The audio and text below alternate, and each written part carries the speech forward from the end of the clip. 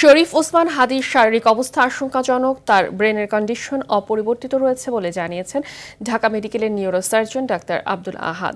দুপুরে রাজধানী ever care হাসপাতালে ব্রিফিংয়ে তিনি কথা জানান।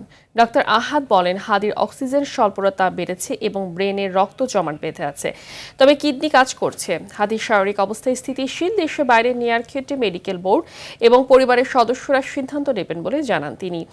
এদিকে একই হাসপাতালে নানা রোগে জর্জরিত হয়ে চিকিৎসাধীন রয়েছেন বিএনপি চেয়ারপারসন বেগম খালেদা জিয়া। নতুন করে তার স্বাস্থ্যের কোনো পরিবর্তন না হওয়ায় ইলেকটিভ ভেন্টিলেটর সাপোর্টে রাখা হয়েছে তাকে। তার শরীরের গুরুতর ইনফেকশনের কারণে উন্নত অ্যান্টিবায়োটিক ও অ্যান্টিফাঙ্গাল চিকিৎসা দেওয়া হচ্ছে।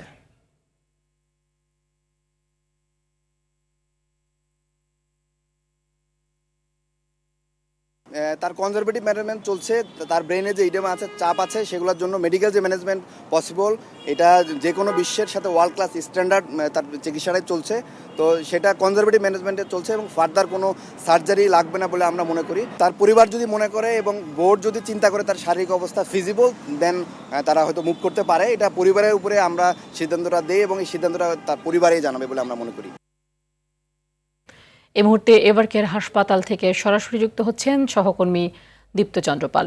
দীপ্ত, আমরা যেমনটি জানি যে বিএনপি চেয়ারপারসন বেগম খালেদা জিয়া এবং ইনকিলাব মঞ্চের মুখপাত্র ওসমান হাদি, তারা দুজনেই আসলে খুব ক্রিটিক্যাল অবস্থায় ভর্তি আছেন এভার কেয়ার হাসপাতালে। নিবিড় পরিচর্যায় রয়েছেন তারা। সর্বশেষ তথ্য অনুযায়ী তাদের দুজনের শারীরিক কি অবস্থা জানতে পেরেছেন কিনা?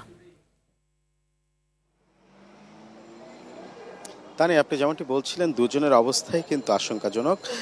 সাবেক তিনবারের প্রধানমন্ত্রী বেগম খালেদা জিয়া এই হাসপাতালে দীর্ঘদিন ধরে ভর্তি রয়েছেন। গত 23 নভেম্বর তাকে ভর্তি করা হয় এবং অবস্থার অবনতি হলে 27 নভেম্বর তাকে সিসিউতে দেওয়া হয়। এবং আমরা দেখেছি বিকেল 4টার পর তার পুত্রবধূ ডক্টর জোবাইদা রহমান তার স্বাস্থ্যের খোঁজ নিতে হাসপাতালে প্রবেশ করেছেন এবং নিয়মিত তিনি দেশে আসার পর থেকে হাসপাতালে আসেন এবং তিনি তার স্বাস্থ্যের খোঁজ নেন এবং পরবর্তী কী চিকিৎসা হবে সেই মেডিকেল বোর্ডের সঙ্গে বসে কিন্তু সিদ্ধান্ত নেওয়া হয়। এবং এখনও তিনি হাসপাতালের মধ্যেই রয়েছেন। রাতে আসলে তিনি বের হবেন সার্বিক অবস্থা জেনে, তারপরে আগামীতে কী চিকিৎসা দেওয়া হবে সেই আলোচনা করে আসলে রাতে বের হবে। তারপরে যদি সংবাদ সম্মেলন করে তখন কিন্তু আসলে বোঝা যাবে, বিএনপি মিডিয়া সেল থেকে যদি জানানো হয় যে এখন কি পরিস্থিতি রয়েছে। তবে এতটুকু জানিয়েছে যে তার স্বাস্থ্যের অবস্থা স্থিতিশীল না হওয়ার কারণে আপাতত বিদেশ নেওয়া হচ্ছে না। পাশাপাশি যদি বলি, গত 12ই ডিসেম্বর শুক্রবার যে ইনকিলাব মঞ্চের যাকে ওসমান হাদিকে যে গুলি করা হয়েছিল, তারপরে তাকে ঢাকা মেডিকেল থেকে এভার কেয়ার হাসপাতালে নিয়ে আসা হয়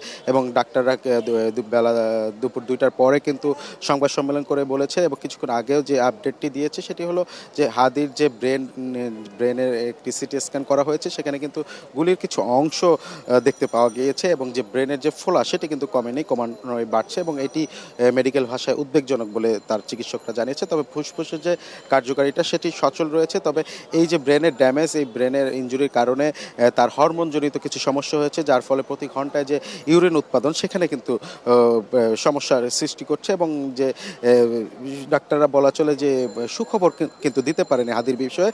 তবে বলছে যে ওয়ার্ল্ড ক্লাস যে চিকিৎসা, সেই চিকিৎসা কিন্তু ব্যবস্থা এখানে গ্রহণ করা হয়েছে এবং পরিবারের পক্ষ থেকে, সরকারের পক্ষ থেকে যদি তাকে উন্নত চিকিৎসার জন্য বিদেশ নিয়ে যাওয়া হয়, সেক্ষেত্রে মেডিকেল বোর্ড প্রস্তুত রয়েছে এবং মেডিকেল বোর্ডের সিদ্ধান্ত অনুযায়ী তাকে হয়তো দেশের বাইরে পাঠানো হতে পারে। তো তানি, এই ছিল এভার কেয়ার হাসপাতাল থেকে আমার কাছে সবশেষ তথ্য। তানি, ধন্যবাদ আপনাকে।